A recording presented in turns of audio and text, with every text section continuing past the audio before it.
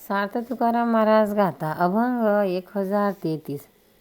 ताने तहान प्याली भूक भुकेने खांदली, ताने तान प्याली भूक भुकेने खांदली, जेथे तेच नाही झाले जाळा घेतला विठ्ठले, जेथे तेच नाही झाले जाळा घेतला विठ्ठले, वास वासनेशी नाही मन पांगुडले पायी, वास वासनेशी नाही मन पांगुडले पायी, शेष उरला तुका जीवी जीवा झाला तुका, शेष उरला तुका जीवी जीवा झाला चुका, ताने तान प्याली भूक भुकेने खांदली, जेथे तेच नाही झाले जाळा घेतला विठ्ठले।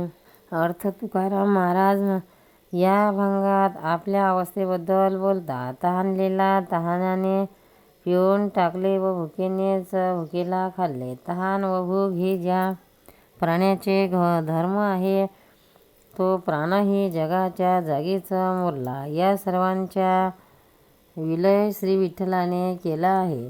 ज्या मनावर वासना उत्पन्न होतात ते मन हरीच्या चरणी लीन झाल्यामुळे वासनेला आश्रय घेण्यास जागा उरली नाही। जीव हा जीवाच्या स्वरूपात विलयास गेला आणि कुटस्थ ब्रह्मरूपाने तुकाराम उरला आहे। सार्थ तुकाराम महाराज गाता अभंग 1034। पाणी पात्र दिगंबरा हस्त करा सारिखे, पाणी पात्र दिगंबरा हस्त करा सारिखे, आवश्यक देव मनी चिंतनीच सादर, आवश्यक देव मनी चिंतनीच सादर, भिक्षा कामधेनु ऐशी अवकाशी शयन, भिक्षा कामधेनु ऐशी अवकाशी शयन, पांघरोणी तुका दिशा केला वास अलक्षी, पांघरोणी तुका दिशा केला वास अलक्षी, पाणी पात्र दिगंबर हस्त करा सारिखे, आवश्यक देव मनी चिंतनीच सादर।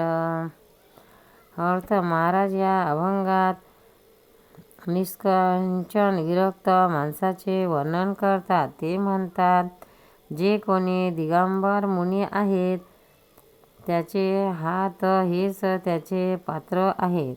या लोकांचे मन परमेश्वराच्या चिंतनाविषयी नेहमी तत्पर असते। झोळी घेऊन ते भिक्षा मागतात आणि कामधेनूप्रमाणे त्यांना भिक्षा मिळत असते।